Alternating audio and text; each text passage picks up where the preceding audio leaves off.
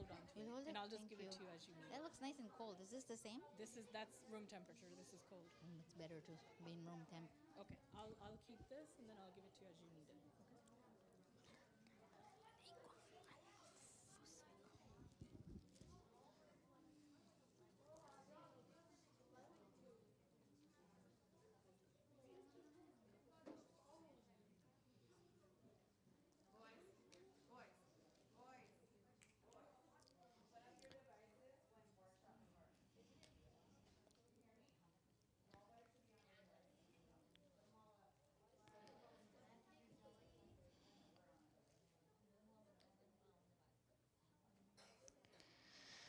All right. أعوذ بالله من الشيطان الرجيم. بسم الله الرحمن الرحيم.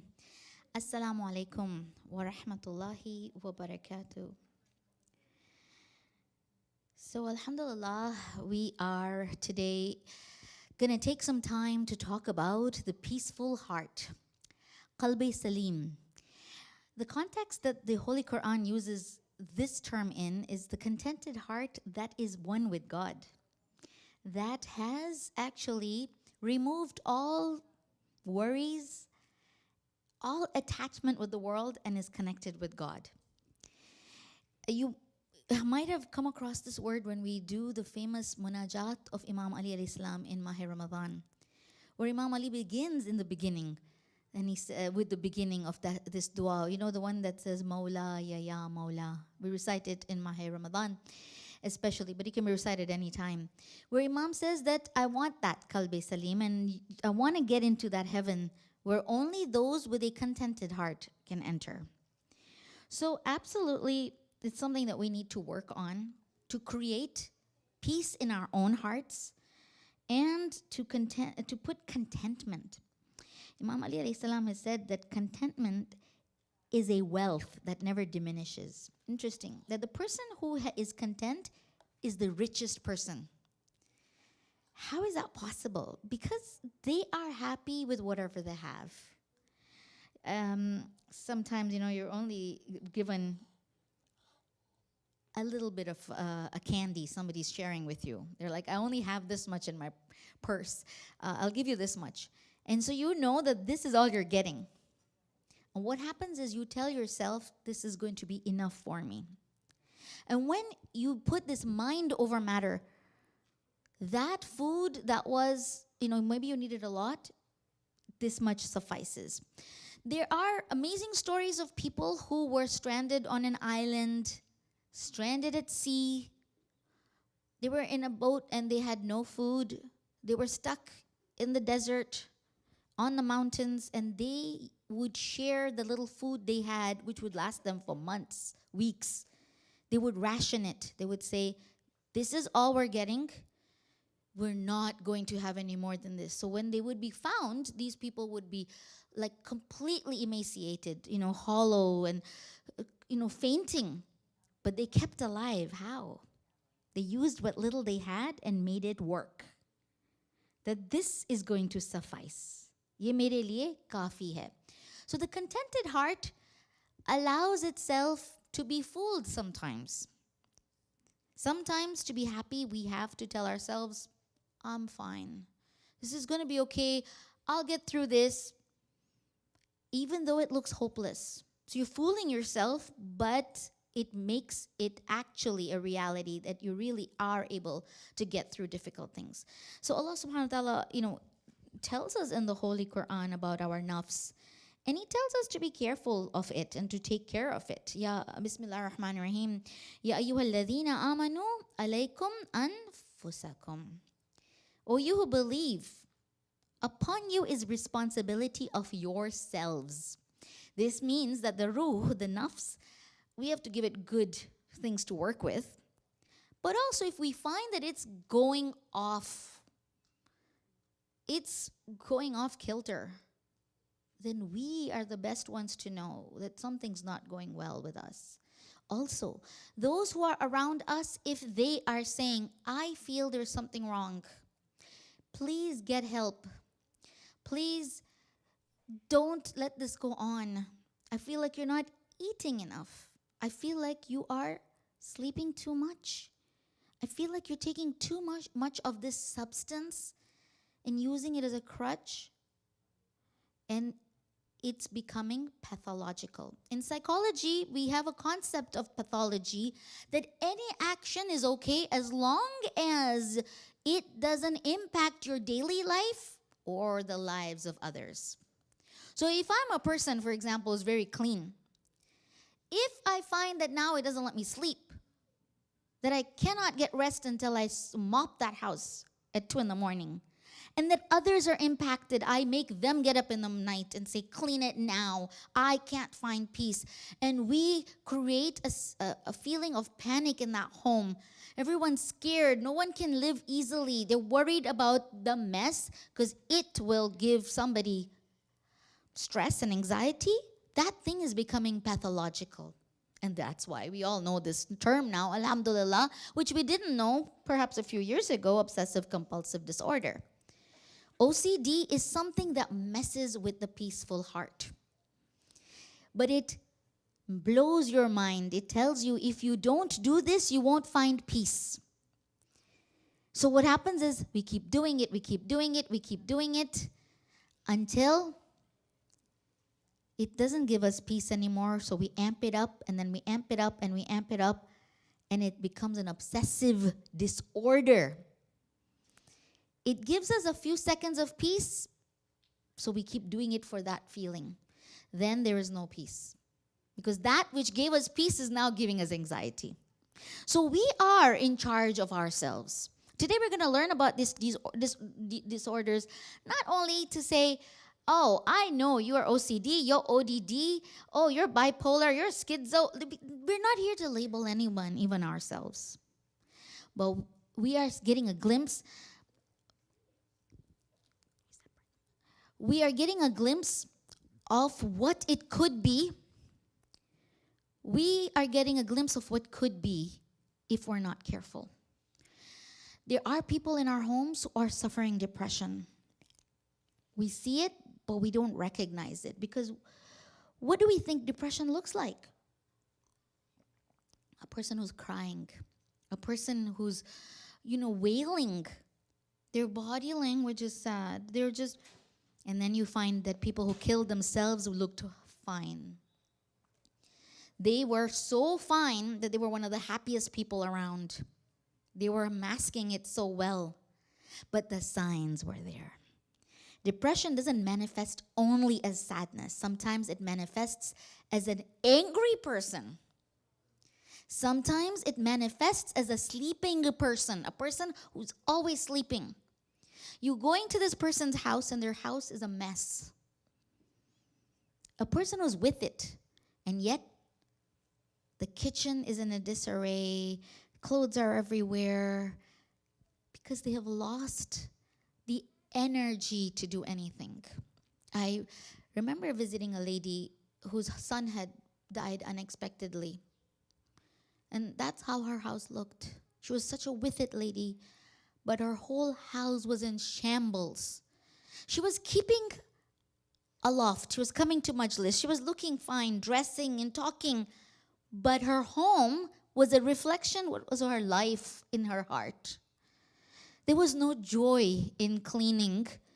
There was no energy. And I got that vision of her just coming home and just collapsing on her bed and saying,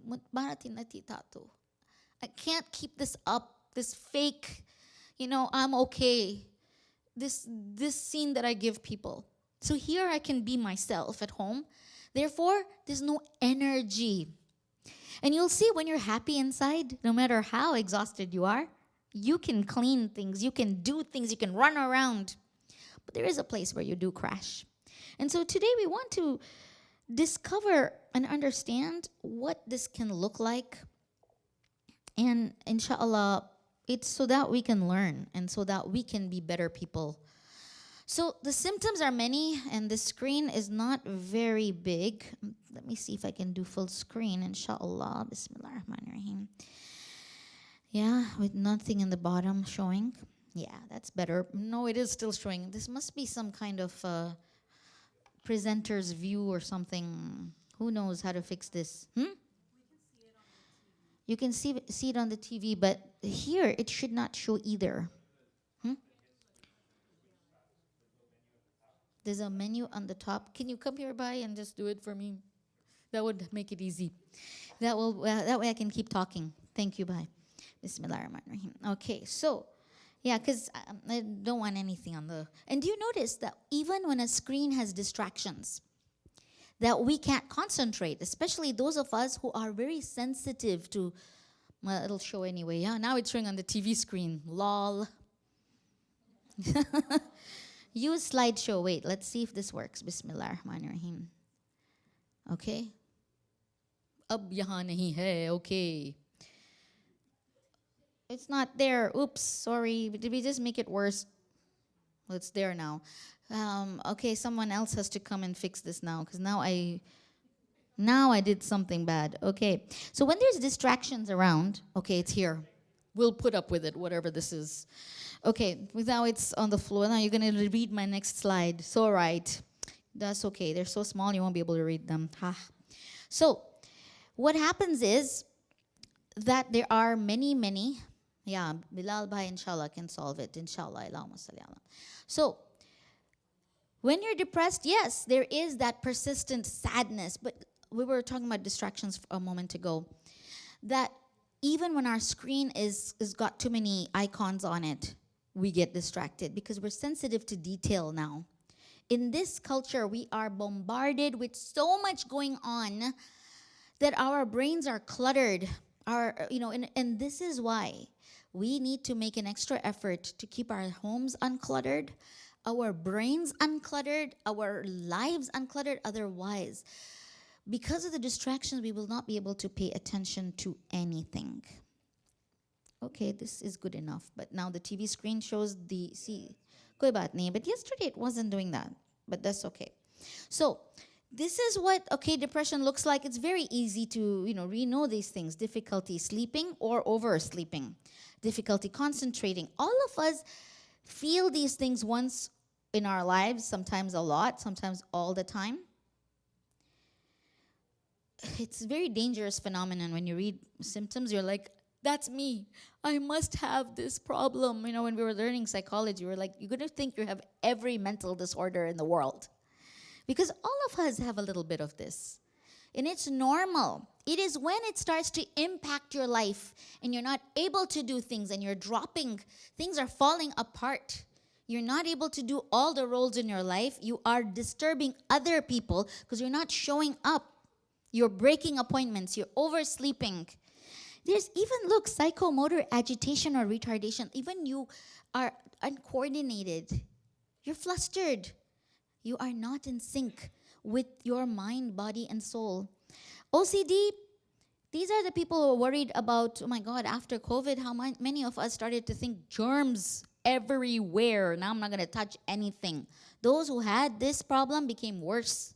Those who never had it started to realize, oh my God, everything is a contamination around us. If only we looked at sins this way, worried about dying, we're going to all die. But we are so worried about germs, we forgot that sins can also contaminate us. Compulsively checking, did I turn off the stove? Did I lock the door? Also, there are people worried they're going to kill somebody. They're worried they're going to harm somebody. They're going to have an accident. They don't trust themselves. They're also arranging objects in a specific way. Also, they have aggressive, violent thoughts. There's also this other phenomenon which is so common now. Ya Allah. Hoarding, skin picking, hair pulling, nail biting is a common one because we've seen it, but there are many people pulling out eyebrows. There are people who are putting scabs and making themselves bleed. And then there are the kids or people that we know that we see cuts on them. And because they know that you're going to see it, they're going to do it in hidden spots. There's almost a glamour attached to this nowadays. Astaghfirullah. Like young people are starting to do it because everyone is doing it, or, oh, maybe this works, so therefore I should do it. It is an ineffective way of dealing with pain. Does it make any sense to give yourself pain in order to feel less pain? But what happens is, as it heals, you feel like, okay, I've healed. But then you cut it again. That's self-hate. And that is creating actually germs in your body, but we're not going to go into why this is a problem. But it's suffice to say a problem. Don't cut. Don't do all these things. And if you find that you're doing it, get help. I want to just talk to the girls in the back a little bit. Girls, you probably know people in your school who are like this, right? You know girls who are into eating disorder. And it's not because they want to look thin, right? You know these girls. They're already thin. It's because they want control over their lives. And a lot of people control their food intake because it's the only thing they can control in their life. Lack of control. Everything's happening around me, but this I can control. And therefore, they deny themselves. And it's a form of self-punishment and affliction, but it's also about mastery of something that has a tangible result. But again, it's pathological. It's pathological, it's bad, because anything that you're going to use as a crutch in life is going to become a crutch in your life. Substance abuses are easy to understand because your body becomes used to alcohol or drugs, and it's so difficult to get rid of it. But these kinds of behaviors,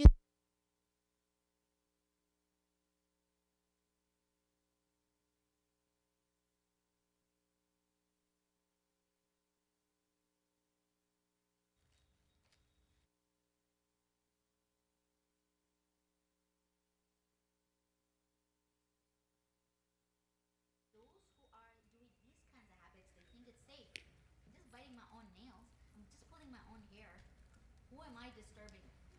You're disturbing yourself. And those, you'll see this even in adults when they're talking and you see their hands and you can see that this person has bit their nails to the bone. They're 60, 70 years old and they have been nail biting and making themselves bleed. Because when you don't nip something in the bud, it becomes a lifelong crutch. A lifelong way of finding peace. It helps you concentrate. Otherwise, some people are biting their pen and they're or chewing gum. A lot of things are benign. Okay? It's okay. It's not the end of the world. However, it doesn't look good. If you've seen anybody biting their nails, they're like chiseling away. They don't look good. It makes a person look manic, right? They're like doing this. There are people who are doing this and you're like, stop it. You don't know, you look bad, right? So these mannerisms and tics that we've developed, whether it's a neck thing that we do, and all the serial killers do it in the movies, they somehow have a tic, yeah? Because it's a weird thing. Normal people don't do these things. But if you start doing this, it'll become an everyday problem. And you'll be that 70-year-old with nails to the bone. And that gives people a glimpse into you that this person is a very anxious person. One of the ways of presentation of everyday life is we want to show everybody, I'm okay, I'm fine. Now, don't do things in life that make you look bad, that give people thinking that you are not okay. But if it's something that can be controlled, stop it now, work on it, get help. People have gotten help. People have stopped becoming OCD. Because it's a slippery slope and it is a shaitan especially that affects us, especially in najis pak issues. This is why in Islam you're not supposed to wash more than 3 times. That if you have a personality, Allah knows about this, that if you have a shak kind of personality, then you are allowed to stop and ignore it. I've talked to women who are, worried about that the minute they start the namaz, they feel that they've broken it. How is it possible? No, I know I spoiled it. I have been in the bathroom and seen young people do wudu 10 times, come out, go back, come out, back. And I know that they are just doing this for a peaceful feeling. Don't do anything, whether it's listening to music, whether it's calling a best friend, anything that becomes a crutch, because we won't be able to move away from it. And it will become a lifelong problem. We want to be able to have that qalb salim. Allah says, come to me. Lean on me, tell me your problems. Islam is the answer to everything. However, that doesn't discount the fact that some of us have clinical issues. Our hormones are out of whack. We need medication. We need therapy. As an educator, I have a master's in education. So we have often come across students whose parents don't want to put their child on Ritalin because they're like, I don't want to give him, a medicine. But your son is bouncing off the walls and not able to concentrate, disrupting everyone. Okay, but he's not learning. And the answer that often educators have to give to parents is, if he had cancer, God forbid, would you not give him chemotherapy? Of course, I wouldn't deny him that. I want him to live. Well, some medication for some people who have been diagnosed, they deserve that you let them have that medication and you don't stop them from getting the help that they deserve. So, I'm going backwards here. Okay, so hoarding and all these things, if you don't treat depression or any of these pathological maladjustment kind of disorders, these are maladaptive. They might help you for a few minutes, maybe a few years. Eventually, it's not going to do what it did. And shaitan comes on people who are really good Muslims and makes them feel worse. Shaitan comes and talks to them. Or they are those people who do wudu often, or who now start their own religion. That if a man sat on this potty, now it's a dirty potty. Where is this that a man is more dirty than a woman? So they make their own religion and their own rules and their own, because you feel these people are dirty, that person's dirty. If this person entered this room, now this whole room has become yucky. So we become a slave to this nafs that is telling us nonsense. Imam Ali alayhi salam has said, do not make your nafs your king, your boss. Do not let it tell you what to do. You tell it what to do. And many of us have been able to talk ourselves out of many maladaptive practices. So it's possible. There are people, some of us who gave up drinking and alcohol or wore hijab, stopped backbiting, gave up some very bad friends, left a city because it was bad for them. People made huge changes, and the Malaika are going to ask us on the Day of Judgment, like, wasn't the world big enough for you that you could have just walked away?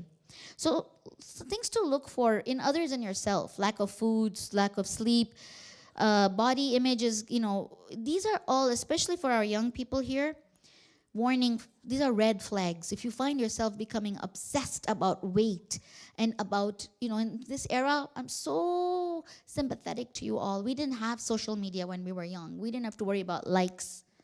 We had bullies, but we knew them. You guys are bullied by people you don't even know, right? Trolls.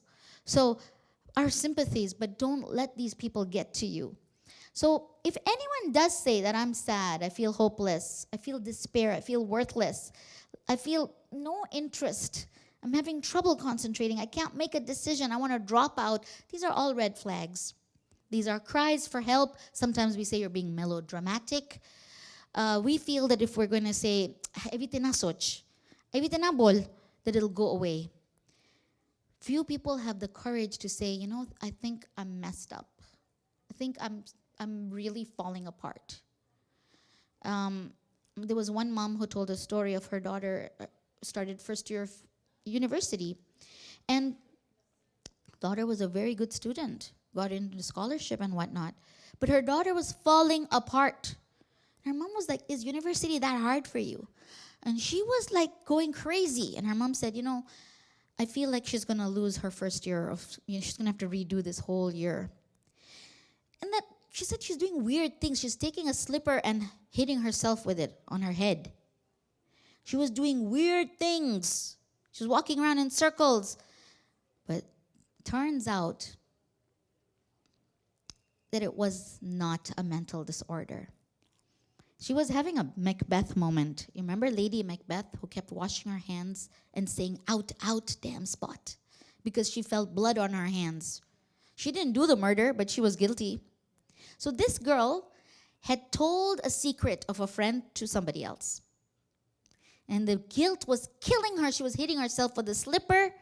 And she lost friends. She became known in the community as a person who outed somebody, etc., etc. So that killed her. But luckily, she got out of it, and her mom took her to the hospital, took her to the doctor for medication. But the doctor was also a mu'min, not from the mu'min community. She is a lover of Imam Ali. And she said, you know what? I'll give it to you, but not now. First, we're going to try the talking cure. First, we're going to do this, this, and this.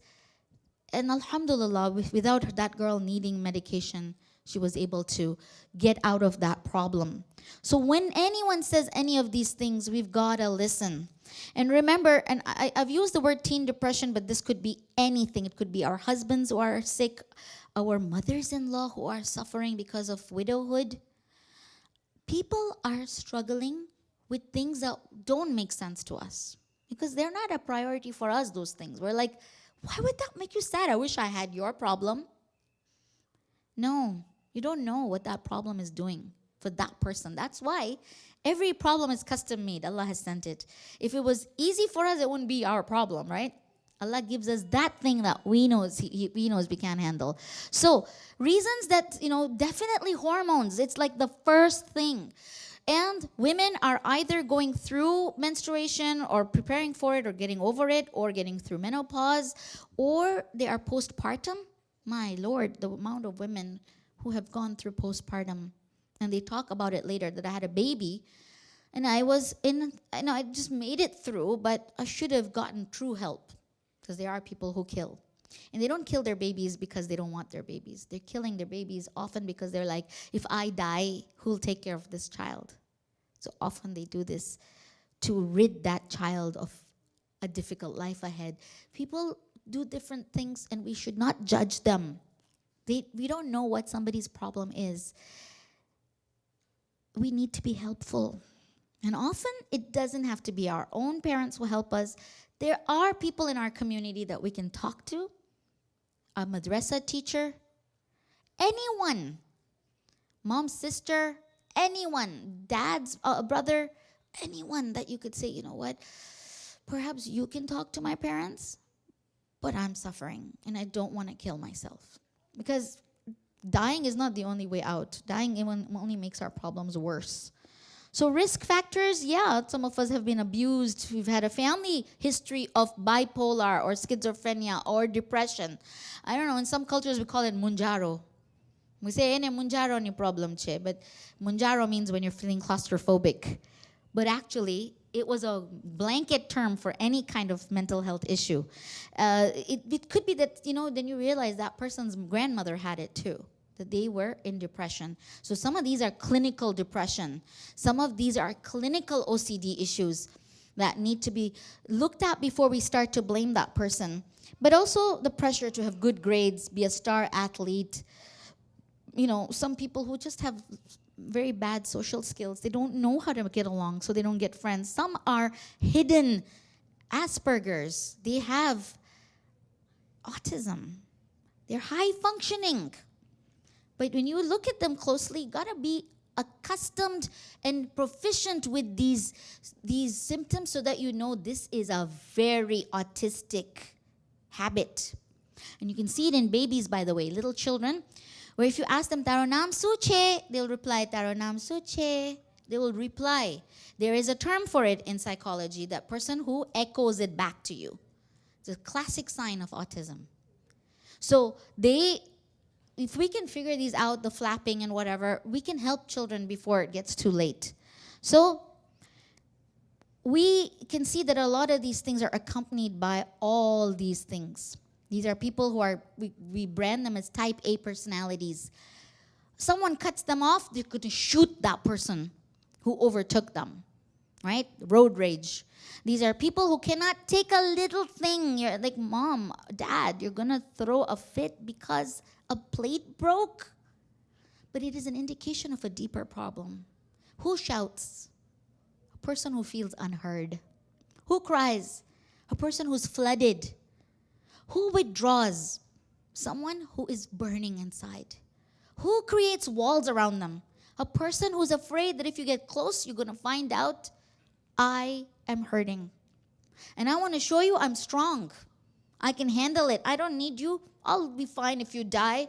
I'll be fine. If nobody likes me, my friends stop.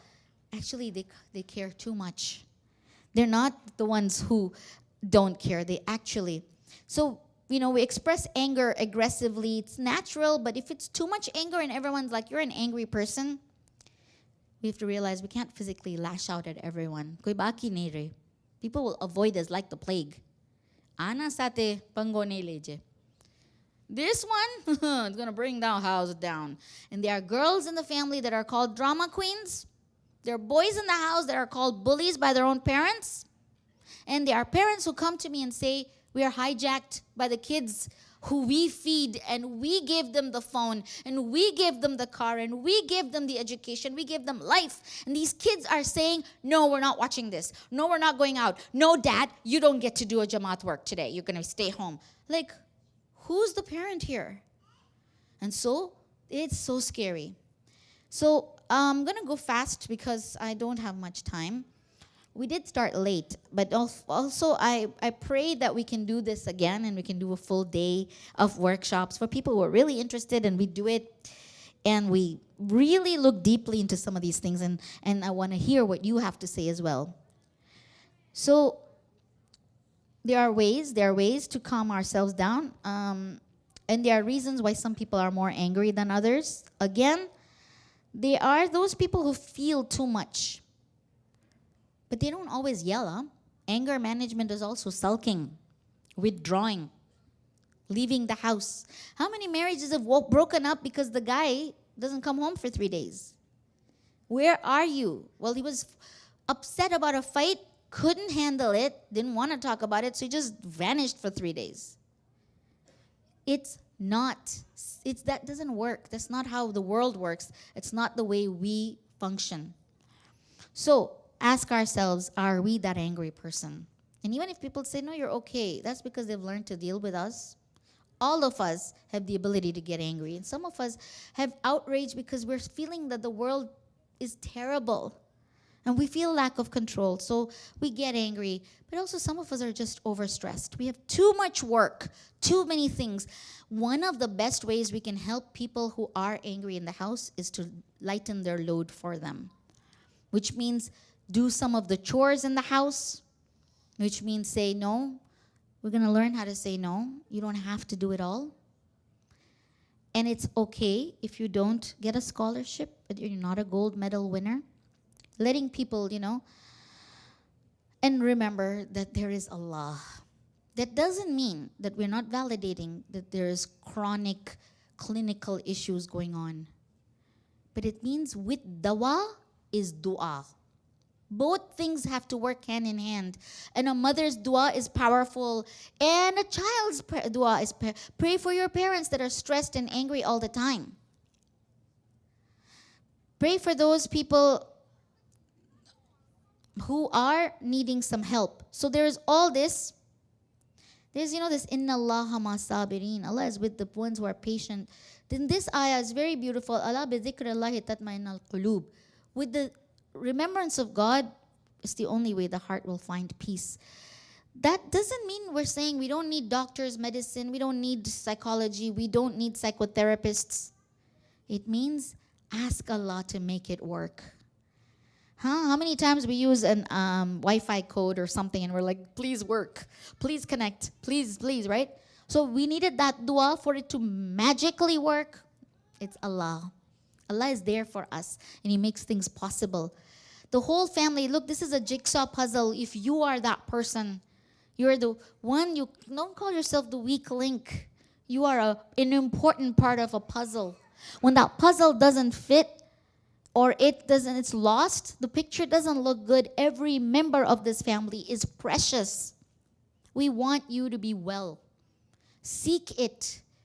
That one person who feels, I am overwhelmed, I'm flooded.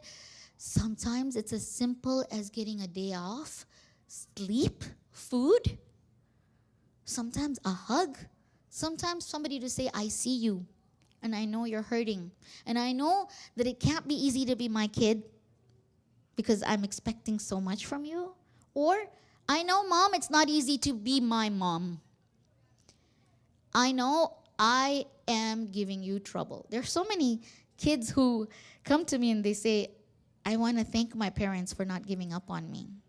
I drove them crazy. Police came to our house, these young men tell me. There are young men who have broken things in the house. Picture frames are on the wall, hiding holes in the wall. They said, my parents believed in me. They didn't throw me out. I'm cured now, I'm a good kid, but I ruined it for my siblings. I made my sisters hate me. I made my brothers, resent me because I took all the lion's share of the attention. This ayah is, something to, Allah is, innahu sami'u qareeb. Allah is very close and He hears. Is very close, closer to us than anything, any vein in the body. And so your voice, when you think I'm screaming and no one hears me, Allah hears. We're not alone. Sometimes, we have that blood-curdling scream, shouting like, help. But you know what? You don't even have to shout. As Nabi Musa said, Allah, do I have to speak loudly? Where are you? He said, Musa, I'm right beside you. If you whisper, I can hear you. Allah is there. We're not alone. And so, rules of life, let it go. Give it time. Ignore whoever is trolling you. Smile. Stay calm. These are not band-aids. These are coping mechanisms that could work and stop a huge avalanche from happening. Because what happens is, often, Imam Ali has said, even if you're not a calm person, pretend you are a calm person. And then you will become. Just 2-3 slides. I know we run out of time. Remember we talked about these 3 things. This is cognitive. Our brain works like this. Our thoughts become our emotions, which becomes our behavior. Our thoughts then affects our thoughts, which affects our emotion. It goes round and round and round. Becomes a vicious circle. It becomes overthinking. Overthinking is a killer. We're all overthinkers. We are all thinking, we're fatalistic. Oh, everyone's going to hate me. People are going to kill me. No one will want to look at my face. Not true. And asking ourselves this assessment of oneself. How am I feeling right now? What's happening in me? What's my physiological response? Oh, so this is a trigger for me. And when we have acted badly, to look back and say, how could I have done it differently? This time I messed up big time. Next time I won't. Some of us have messed up big time, right? Like the punch in the wall. Or saying something that hurts that person 20 years later. You said that to me. You said that to me. Can't take it back now. But I learned from that moment. I'll never do it again. So it's okay to make mistakes. It's okay to not be okay. I'm having a bad day. Today, nothing I do works. I don't know what. So I need to take a step back. Today, I messed up.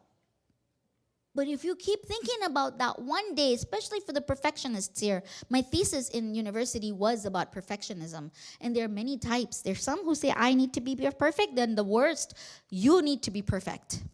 And then we're not happy with anybody. There are people who say the world has to be perfect. So then they're never happy. There are some who have all 3. Perfectionism is a killer. Ask for help. You don't have to know it all. You can start over, and you might need more time. And you can think about these things. What can I control? My thoughts, my opinion, my behavior. Things that are outside my control, they're around there. I can't control everything and everyone, and therefore I shouldn't, and I shouldn't try. So I'm going to end here because we've run out of time, and ladies' majlis is going to start. So we are going to, and that was my last slide, alhamdulillah. So the shoulda, woulda, coulda. I should be this way. I must be like this. Why, why did I do this? These are all killers. Shoulda, woulda, coulda doesn't help. Every day is a new day. Jagya tyarti sawar. When our eyes are open, we have now woken up and it's a new day. And alhamdulillah, this holy month is the month to start. It's a new month, a new year. And we started with tears. We started with cleansing. We started with a fresh slate. And this is the time to say to our loved ones, I want to be better. I want to be part of the solution. I want to help you. I want to stop hating what you are. I want to stop hating your behavior. I'll hate your behavior, but I don't hate you. And there are ways that we can all find help and be helpful and inshallah be better people. Salawat ala Muhammad wa ali Muhammad. Allahumma salli